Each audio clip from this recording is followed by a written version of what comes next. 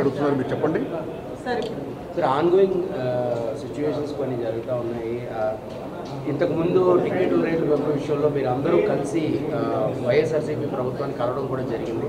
So దాని మీద ఇప్పుడు ఒక కొంత సిచ్యువేషన్ అయితే ఉంది. సో మీరు కూడా అక్కడికి వెళ్ళిన వ్యక్తిగా మీ తాలూకా స్పందన ఏంటి ఈ విషయం మీద టోటల్గా? ఫస్ట్ ఆఫ్ ఆల్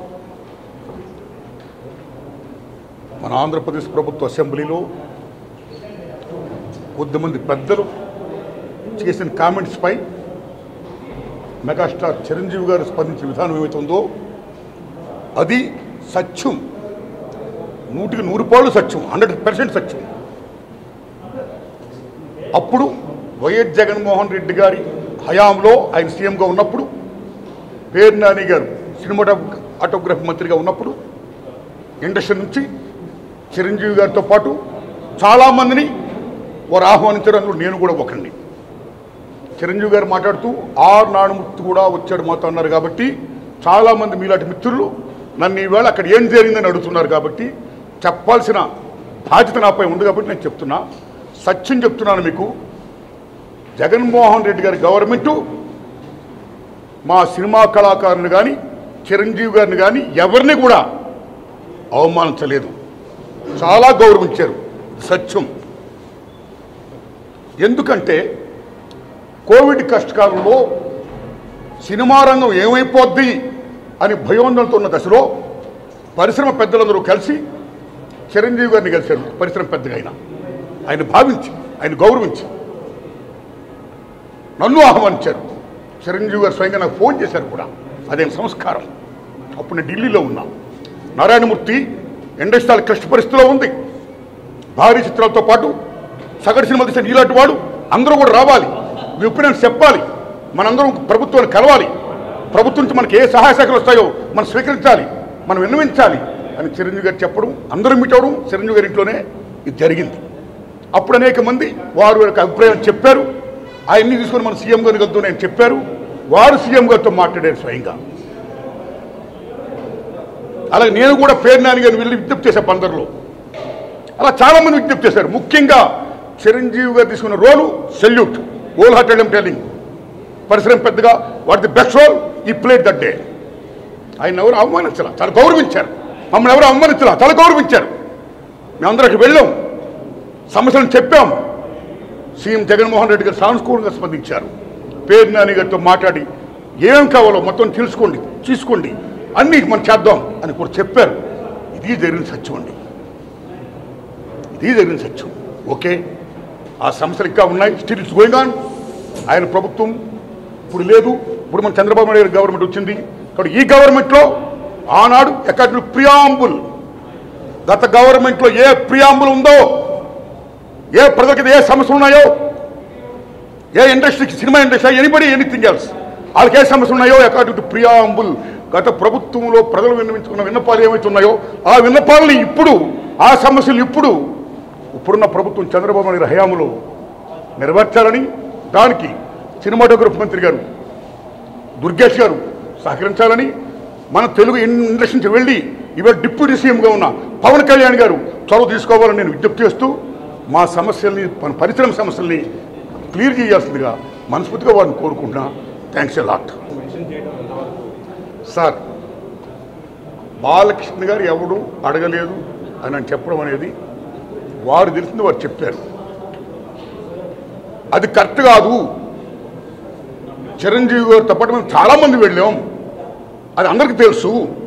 కాబట్టి ఆనాడు ఏమైతే అక్కడ సీఎం గారితో మాట్లాడుకున్నామో, ఏం చర్చలు జరిగాయో అవన్నీ కూడా మీకు media is the most powerful media, right? మీడియాలో చూడండి మీరు ఏం జరిగిందో, దట్ ఈస్ సత్యం, అది చూడండి.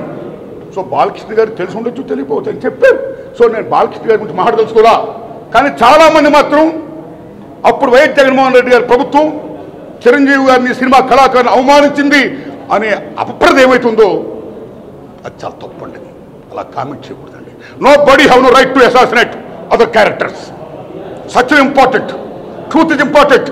ఆ ట్రూత్ అప్పుడు ఏ కెమెరా అయితే షూట్ చేసావో అది చూడండి, అది తెలుసుకోండి, జనాన్ని చెప్పండి. That's all.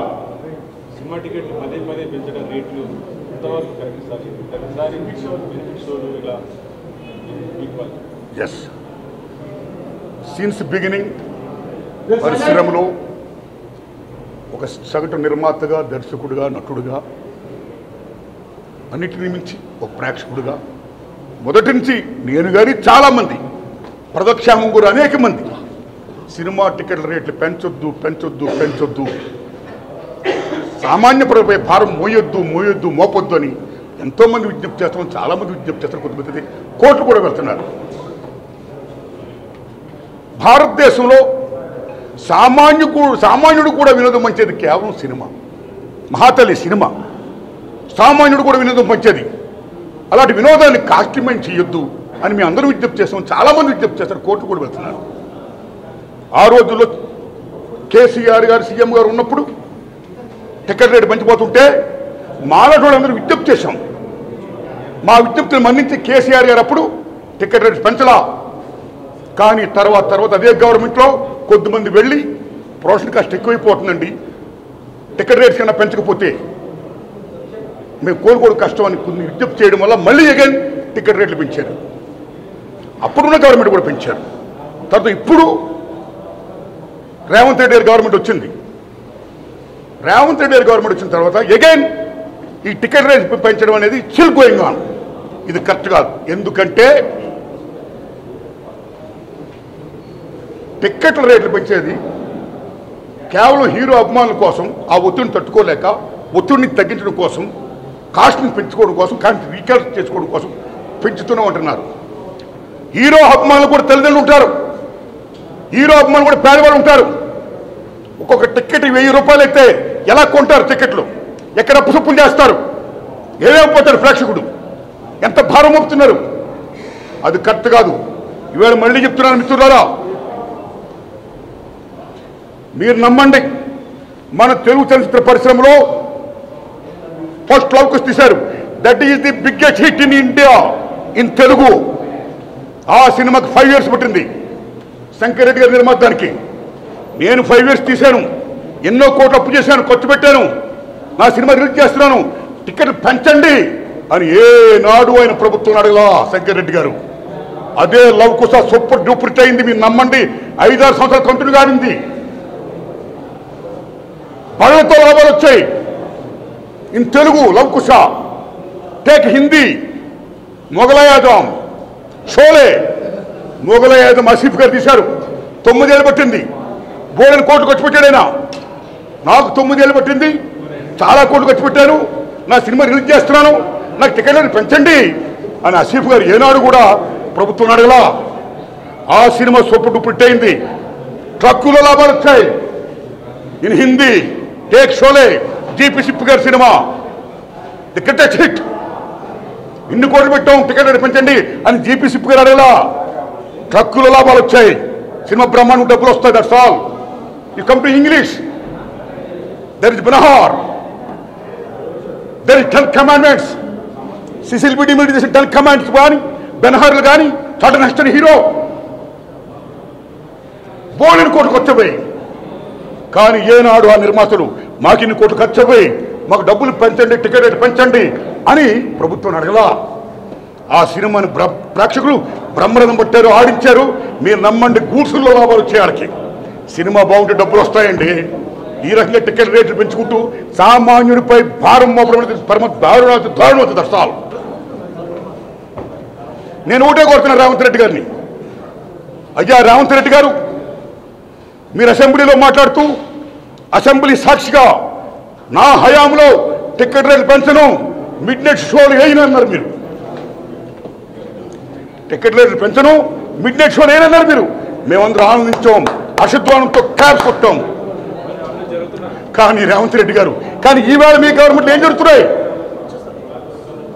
గత గవర్నమెంట్ మీ గవర్నమెంట్ కూడా ఎవరైతే వచ్చి వాళ్ళు కష్టాలు చెప్పుకుంటున్నారో, మాకు ఇంత ఖర్చు అయిపోయింది, టికెట్ రేటు పెంచకపోతే మాకు గతి లేదు అని అంటున్నారో, మీరు వెంటనే ఇమ్మీడియట్గా వాళ్ళందరికీ టికెట్ రేటు పెంచుకోమని మీరు జీవో పాస్ చేస్తున్నారు. ఇక్కడ మీరే కాదు, అక్కడ ఆంధ్రప్రదేశ్ గవర్నమెంట్ కూడా 2 రాష్ట్ర ప్రభుత్వాలు ఇలా టికెట్ రేటు పెంచడం అనేది దారుణం.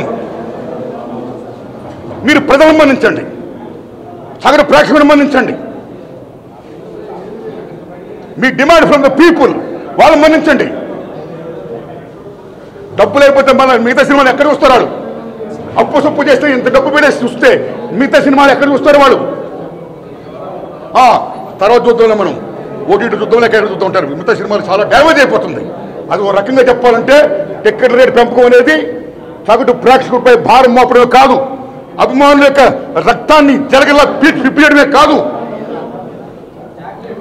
సగటు చిత్ర నిర్మాతలను కూడా చాలా డ్యామేజ్ చేస్తున్నారు. అది కరెక్ట్ కాదు. ప్రేక్షకుడి ముందు మనం కాపాడుకోవాలి. ప్రేక్షక దేవుడు అంటాం మనం. సినిమా అనేది తీసేవాడు, చూసేవాడు, చూపించే సినిమా.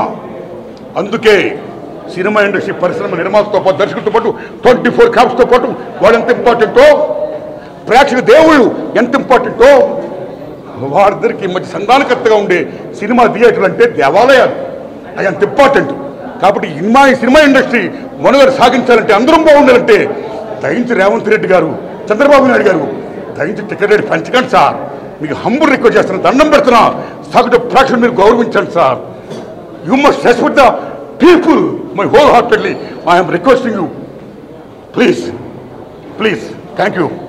మన తెలంగాణ రాష్ట్ర ముఖ్యమంత్రి శ్రీ రేవంత్ రెడ్డి గారిని, మన ఆంధ్రప్రదేశ్ ముఖ్యమంత్రి శ్రీ చంద్రబాబు నాయుడు గారిని నేను విజ్ఞప్తి చేస్తున్నాను.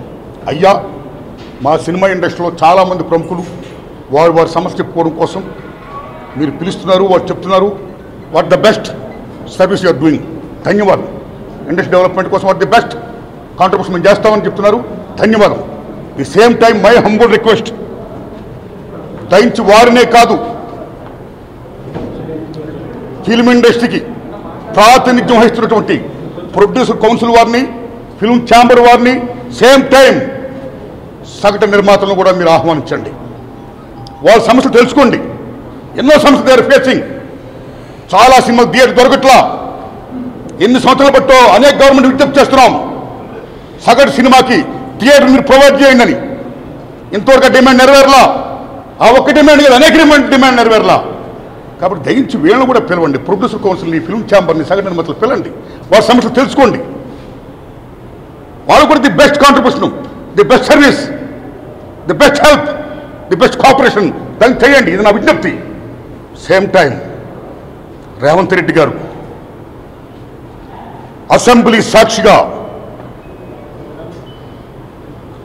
నేను టికెట్ రేటు పెంచను నా ప్రభుత్వ హయాంలో, ఈ same time mid night show ఉండవు అని బ్రహ్మాండంగా అసెంబ్లీలో చెప్పారు. మీరు సెల్యూట్. ఈ ప్రజాస్వామ్యంలో అసెంబ్లీ అంటే దేవాలయం. మీ నాయకులు ది రిప్రజెంట్ ఆఫ్ గాడ్, దేవుని ప్రతినిధులు మీరు, టు సర్వ్ ద పీపుల్. కాబట్టి అలాంటి అసెంబ్లీ దేవాలయంలో మీరు ఏం మాట ఇచ్చారో ఆ ఆడిన మాట తప్పకుండా ప్రేక్షకుల్ని, సగటు నిర్మాతని, టోటల్ ఇండస్ట్రీని, మొత్తం పరిశ్రమ మనుగడని కాపాడవలసిందిగా, ఇంకా టికెట్ రేటు పెంచకుండా, ఈ మిడ్ నైట్ షో లేకుండా మీరు చేయాల్సిందిగా హృదయపూర్వకంగా తమరిని, సీఎం చంద్రబాబు నాయుడు గారిని నేను మరీ విజ్ఞప్తి చేస్తున్నాను. Please honour the people. నమస్తే.